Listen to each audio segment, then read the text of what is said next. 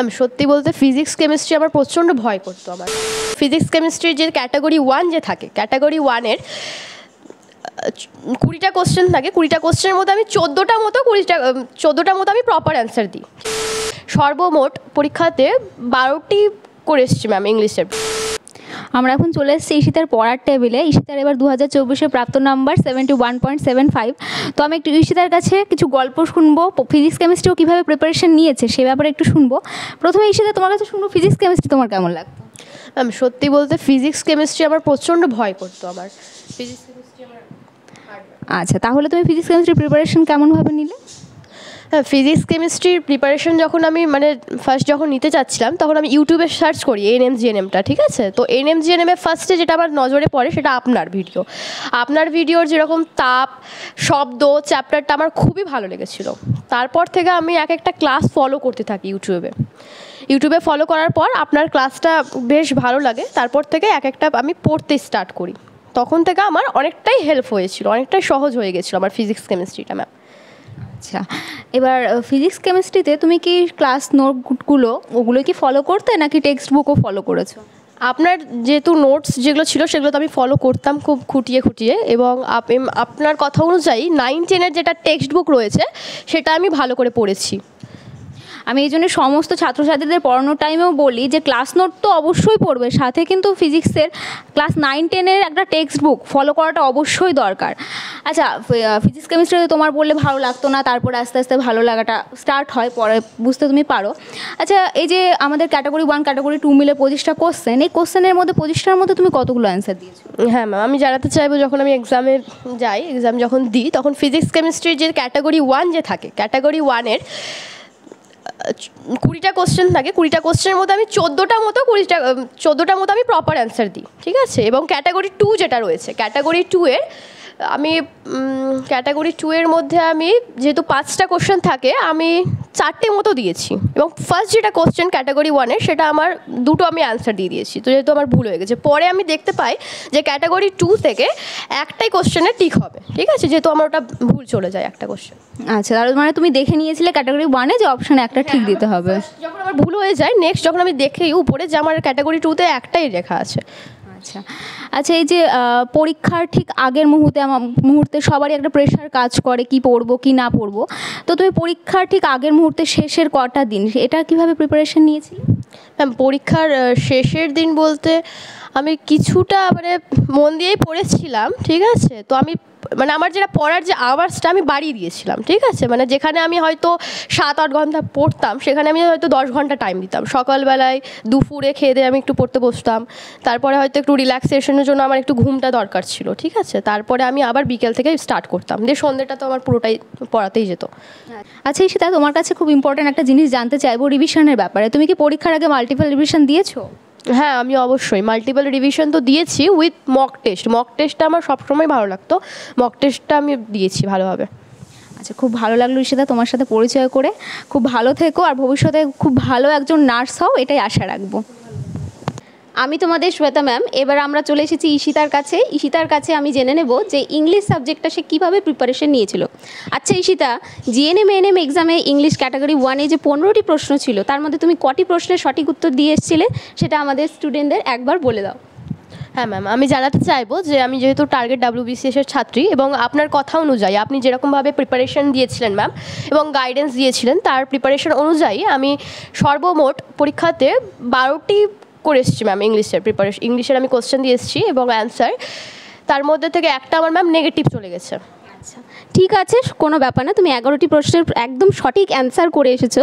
এবার পরবর্তী প্রশ্ন আমি যেটা তোমার কাছে জানতে চাইবো যে ইংলিশ সিলেবাসে থাকা যে প্রশ্নগুলো ছিল, সিলেবাসে যে অধ্যায়গুলো রয়েছে সেই অধ্যায়গুলো তুমি কোন কোন বিষয়গুলো একদম ভালো মতো প্রিপারেশন নিয়েছিলে? হ্যাঁ ম্যাম, আপনি যেহেতু পুরোপুরিভাবে গাইডেন্স দিয়েছিলেন যে ইংলিশের ওপর বেশি একটু পড়তে হবে, তার মধ্যে থেকে আমি যেটা বেশিরভাগ আমি করেছিলাম টেন্স, যেটা সবথেকে ইম্পর্টেন্ট জায়গা। টেন্স না শিখলে যেরকম বেশ হয় না, তো টেন্স আমি প্রচুর করেছিলাম। তারপর আর্টিকেল প্রিপোজিশন তো রয়েছেই, ভয়েস চেঞ্জ, ন্যারেশন, এবং আপনিই বলেছিলেন আমাকে যে ন্যারেশনটা একটু দেখতে, কিন্তু আমি ভেবেছিলাম যে ন্যারেশন থেকে সেরকম আসবে না, কিন্তু ন্যারেশন থেকে কোশ্চেন এসছে ম্যাম, ঠিক আছে? তারপরে হচ্ছে যে আমাদের ওয়ান ওয়ার্ড সাবস্টিটিউট, ইডিয়ামস, যেমন ইডিয়ামসটাকেও দূর করা যাবে না, ইডিয়ামসটাও রাখতে হবে। সিনোনিমস অ্যান্টোনিমস এগুলো আমি প্রচুর করে দেখে গেছিলাম, এবং আপনার নোটস তো সঙ্গেই ছিল ম্যাম, তো প্রচুর গাইডেন্স হয়েছিল আমার। আচ্ছা, তাহলে তোমরা দেখতেই পাচ্ছ যে আমরা ঠিক যেরকমভাবে বলেছি ঈশিতা কিন্তু সেই মতোই প্রিপারেশন নিয়েছে এবং সে কিন্তু এক্সামে কমনও পেয়েছে। এবার তাহলে আমি পরবর্তী প্রশ্ন তোমার কাছে জানতে চাই ঈশিতা, যে এক্সাম দিতে যাওয়ার আগে, জিএনএম এক্সাম দিতে যাওয়ার আগে প্রিভিয়াস ইয়ার কোশ্চেন সলভ করাটা তোমার কাছে কতটা প্রয়োজনীয় মনে হয়েছিল? হ্যাঁ ম্যাম, আমি জানাতে চাইবো আমার সকল ভাই বোনদের যে যখন আমি টার্গেট WBCSE যখন অ্যাডমিশন নিই, ঠিক আছে, তখন আমাকে সব মানে স্যার ম্যাডামিরা জানিয়েছিলেন যে প্রিভিয়াস ইয়ার সলভ না করা অবধি আমি কোশ্চেন মানে রেডি করতে পারবো না এবং পরীক্ষায় বসতে পারবো না যতক্ষণ না আমার প্রিভিয়াস ইয়ার সলভ হয়। তো আমি পার্সোনালিভাবেও বলতে চাই প্রিভিয়াস ইয়ার সলভ করে আমার অনেক হেল্প হয়েছে, মানে কি আসবে পরীক্ষাতে নেক্সট আগামী, তো অনেকটা আমি হেল্প পেয়েছি প্রিভিয়াস ইয়ার এক্সাম দিয়ে। আচ্ছা, তাহলে তোমরা ঈশিতার কথা শুনে বুঝতেই পারছো প্রিভিয়াস ইয়ার প্রশ্ন সলভ করাটা কিন্তু ভীষণ জরুরি, ভীষণভাবে কিন্তু ইম্পর্টেন্ট। আর শেষ প্রশ্ন তোমার কাছে ঈশিতা, আর বেশি বিরক্ত করব না, যে 2025-এ যারা জিএনএম এক্সাম দেবে তাদের উদ্দেশ্যে তুমি কি বলতে চাও, যে তারা কিভাবে পড়াশোনা করলে তারা এই বছর সফলতা অর্জন করবে? হ্যাঁ ম্যাম, নিশ্চয়ই। আমি সকল ভাই বোনদের, আগামী যে ভাই বোনরা যে প্রিপারেশন নেবে তাদেরকে আমি একটাই বলতে চাইবো যে চোখ বন্ধ করে টার্গেট WBCSE অ্যাডমিশন নিয়ে নেওয়ার জন্য।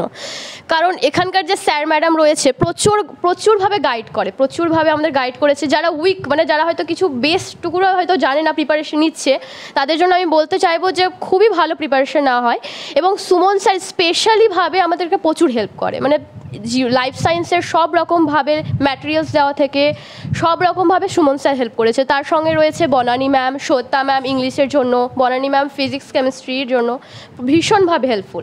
এবং আমি তো পার্সোনালভাবে সাজেস্ট করবো যারা হয়তো কম্পিটিটিভ এক্সামে বসে তারা তো একটা প্রচণ্ড একটা গাইডেন্স চাইবেই, মানে ফার্স্ট এবং তার জন্য এই টার্গেট WBCSকে আমি টার্গেট করছি, কারণ সেখানে অ্যাডমিশন নিয়ে নিশ্চিত ভালো ফল পাওয়া যাবে।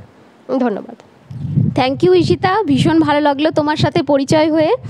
আর হ্যাঁ ম্যাম, থ্যাংক ইউ তোমাকে। আর তুমি এই বছর সফলতা অর্জন করেছো, তার জন্য তোমাকে অনেক অনেক অভিনন্দন এবং অনেক অনেক শুভেচ্ছা। নমস্কার আমার সকল ভাই ও বোনেরা, আজকে যে দিনটার জন্য আমরা অপেক্ষা করছিলাম আমরা কিন্তু সেই দিনটা নিয়ে এসেছি তোমাদের সামনে। আমাদের সঙ্গে আছে আমাদের বোন ঈশিতা, যে কিন্তু এই বছর খুব ভালো জিএনএমে ফলাফল করেছে। আমরা তার বাড়িতে এসেছি এবং ঈশিতার এই ফলাফলে তার মা বাবা কতটা খুশি আমরা তার কাছে জেনে নিই। আচ্ছা কাকু, আপনার মেয়ে এবছর ভালো রেজাল্ট করেছে, জিএনএম এক্সামে 71.75% নাম্বার সবার পক্ষে সম্ভব হয় না। আপনি কীরকমভাবে এই খুশিতে আপনি নিজেকে লক্ষ্য করছেন ঈশিতার এই পরিশ্রম? আমি তো প্রথমে তোমাদেরকে ধন্যবাদ জানাবো এবং আমি খুবই আনন্দিত হয়েছি এই মেয়ের আমার সাফল্যে। হ্যাঁ, তারপরে ওনার যে মানে আমার মেয়ের যে পারিশ্রমিক যে উনি করেছেন তাতে আমি খুব আনন্দিত এবং খুব খুশি। ঈশিতার বাবা কিন্তু যথেষ্ট খুশি, সে ক্যামেরার সামনে সে প্রকাশিত না করতে পারলেও তার মনের ভাব দেখে আমি বুঝতে পেরেছি সে অত্যন্ত খুশি। ঈশিতার মায়ের কাছে শুনিনি, আমি প্রথমত বলে রাখি জিএনএম এএনএমে একটা ক্যান্ডিডেট, সে ছেলে হোক কি মেয়ে হোক, সে যখন কোয়ালিফাইড করবে তার পিছনে তার মা বাবার ভূমিকা অজস্র থাকে। সে চোখের সামনে না উঠলেও আমরা জানি মা বাবা কতটা পরিশ্রম করে, একজন মা কীভাবে তার মেয়েকে প্রস্তুত করতে পারে সেটা কিন্তু আমরা একদম নিজের মধ্যে থেকে বুঝিয়ে গেছি। ঈশিতার মাও যথেষ্ট ভূমিকা পালন করেছিল ঈশিতাকে এই বছর যাতে ঈশিতা সহজে সাকসেস পেতে পারে, তার জন্য ঈশিতার মায়ের ভূমিকা যথেষ্ট ভালো ছিল। ঈশিতার মার কাছেও শুনে নেব তিনি কতটা খুশি। আমি এই সাফল্যে খুব খুশি, আনন্দিত। হ্যাঁ, আর কি বলবো, আর কিছু বলার নেই। আচ্ছা, ঈশিতা যে ক্লাসগুলো করতো, ঈশিতা ক্লাসে তো অনেকগুলো ক্লাস করতো, আপনাকে কীরকম বলতো যে আমাদের কোচিং সেন্টারে ক্লাসগুলো কেমন লাগতো? আপনারা তো দেখতেন, কারণ একজন মা সবসময় গাইড দেয় একজন মেয়েকে, ঠিক আছে, মায়ের কর্তব্য থাকে মেয়েকে সবসময় গাইডেন্সে রাখতে হবে। ও যে ক্লাসগুলো করতো কীরকম উপভোগ করতো বা ক্লাসগুলো কেমন করতো? ক্লাসগুলো কি আদৌ করতো অনলাইন ক্লাসগুলো? হ্যাঁ, ক্লাস করতো। হ্যাঁ, তা ভালো লাগতো, স্যারের কথাবার্তা পড়ানো এইগুলো খুব ভালো লাগতো আমার শুনে, আমি ওকে উৎসাহ দিতাম। আচ্ছা, তো ঈশিতার মায়েরও কিন্তু আমাদের অনলাইন ক্লাস ভালো রাখতো। তো ওয়েস্ট বেঙ্গলের যে জেলা থেকে তুমি আমাদের ভিডিওটা দেখছো, তুমি উত্তরে দার্জিলিং কি দক্ষিণে একেবারে সুন্দরবন থেকে দেখো, কোনো যায় আসে না, ওয়েস্ট বেঙ্গলের 23টা জেলার ছেলে মেয়েরাই কিন্তু আমাদের সঙ্গে আজ যুক্ত অনলাইন প্রিপারেশন নিয়ে কেবলমাত্র। কারণ আমরা আমাদের কোর্স ফি 999 টাকা রেখেছি কার জন্য? তোমার জন্য, যাতে সাকসেস তুমি সহজেই পেতে পারো। প্রত্যেকটা প্রত্যেকটা মধ্যবিত্ত পরিবারের ছেলে মেয়ে সাকসেস যাতে পেতে পারে। আর ঈশিতার কাছে আমি তোমাদেরকে একটা কথা ক্লিয়ারভাবে শুনিয়ে দিই। আচ্ছা ঈশিতা, তুমি যে অনলাইন ক্লাস করেছো, অফলাইন আর অনলাইনের মধ্যে অনেকে পার্থক্য দেখো। আমার অনেক বোনেরা কি মনে করে যে অনলাইন হয়তো ওরকমভাবে হবে না, ফোন সামনে রেখে ক্লাস করব। আমাদের ক্লাস অফলাইন আর অনলাইনের মধ্যে যে পার্থক্যটা তুমি একবার স্পষ্ট করে দাও। আমাদের ক্লাস তোমাকে কতটা হেল্প করেছে অনলাইনে? আমাকে প্রচুর হেল্প করেছে। ম্যাটেরিয়ালসগুলো তো বিশেষ করে যেগুলো মানে দিয়েছিলেন সেগুলো তো বিশেষ করে এসেছিলো, আর মুখস্থ করেছিলাম, আর ভালোভাবে বোঝানোর টেকনিকটাও খুব ভালো এই ক্লাসে, মানে এই চ্যানেলে WBCS চ্যানেলে খুব ভালো। ঠিক আছে, তো খুব ভালো লেগেছিলো আমার। আচ্ছা ঈশিতাকে আমি একটা কথা জিজ্ঞেস করবো। ঈশিতা, নোটগুলো যে নিয়েছিলে, অনেক তো নোট পড়েছো মনে হয়, ক্লাসও করেছো, পরীক্ষায় কি কমন পড়েছিল? অনেক কোশ্চেন কমন পড়েছিল, অনেক কোশ্চেন। যাই হোক, এই বিষয়গুলো কিন্তু আমি বলছি না। জিএনএম এএনএম এক্সামে যে ছাত্রী পাস করেছে, যে একটা ভালো নাম্বার পেয়েছে, তার কিন্তু মুখের কথা। আশা করি তুমি এখন থেকে প্রস্তুতি শুরু করে দিবে। অনায়াসে প্রস্তুতি নাও, স্বপ্ন দেখার জন্য হয়, নিজের স্বপ্নটাকে বাস্তবে আনার জন্য পরিশ্রম করতে হয়। ঠিক বললাম? একদম। চলো তাহলে আজকে এটুকুটাই, সবাই কিন্তু আমাদের সঙ্গে যুক্ত থেকো।